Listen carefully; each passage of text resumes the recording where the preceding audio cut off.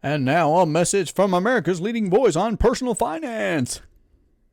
Debt is dumb. D-U-M. Dumb. Cash is king. Hello and welcome to the Durham Talents channel. My name is Jesse Durham. For today's installment of our quote series, we're going to evaluate the popularized quote of debt is dumb. Now, I actually don't know of the origin other than, of course, Mr.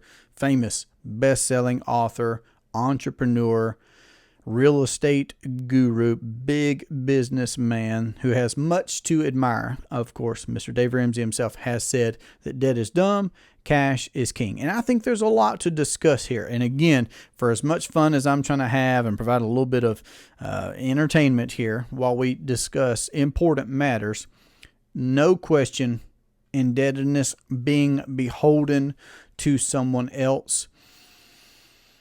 I mean, when you just think about the scrutiny of, providing 2 years of financials, basically giving a kidney and rights to your firstborn, etc., paying interest dollars to someone else, money that could have stayed in your family if you would have paid cash instead.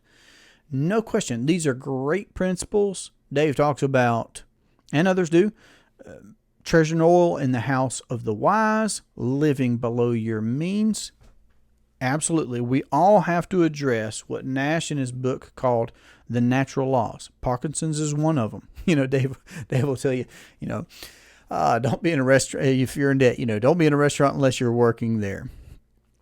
And again, I get it. There's value there. The man's helped many, many, many, many people. But again, and I'm not picking on Dave, there are so many ways of looking at this situation that maybe don't take quite the same wholesome approach that I would, or holistic approach that I would like to, in that we're missing the forest despite the trees, if you've heard that saying, right? So while we could be talking about how to get a better rate of return on our investments, or how to cut expenses here, or to live more within our means, or to set aside money for the things that we anticipate in the future, paying off the house if that's what you want to do, saving for college if that's what you want to do, whatever. Here's where I want to focus. I'm pointing out that everything is financed. Everything is financed. Debt is financed.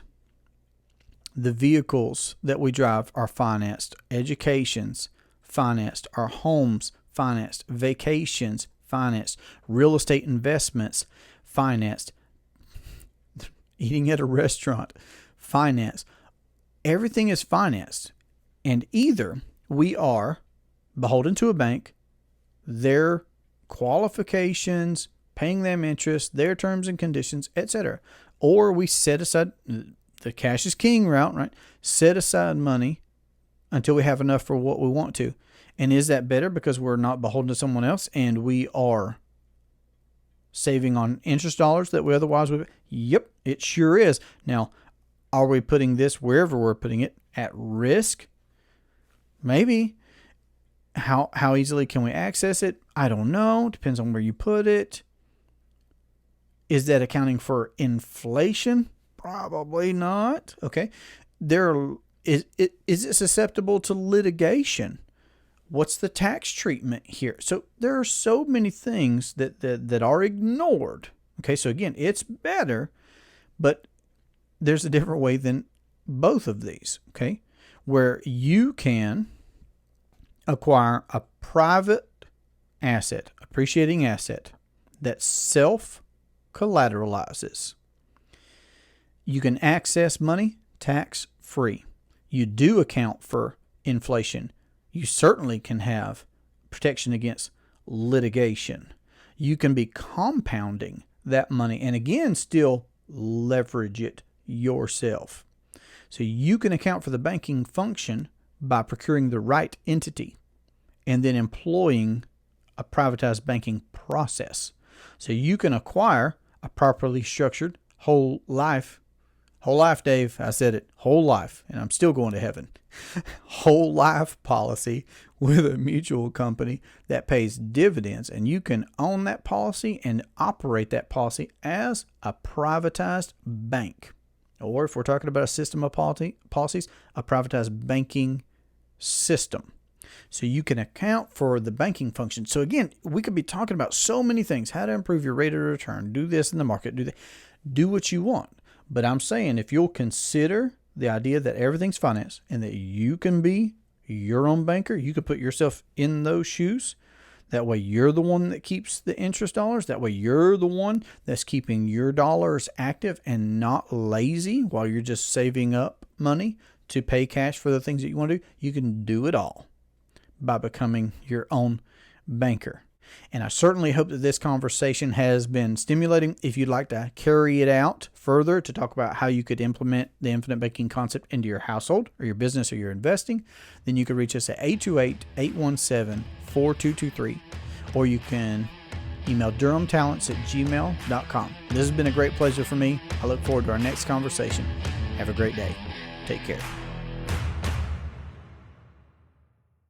All right, it's supposed to be blooper time, and I'm still talking to you. Debt's dumb. Debt is dumb. D-U-M. Dumb. Ridiculous. It's ridiculous. Doggone it. We're doing money God and Grandma's way. Debt is dumb. D-U-M. Dumb. Cash is king. That's going to be fun. That's going to be so fun. I love the guy. I'm just, don't judge me too harshly, people. I've got some of his books right here. I've read several, listened to his material. The man has inspired many, many people to do many, many great things, no doubt, from what I can gather, for sure. But it's worthwhile to talk about who controls the banking function in your life. Love you, Dave.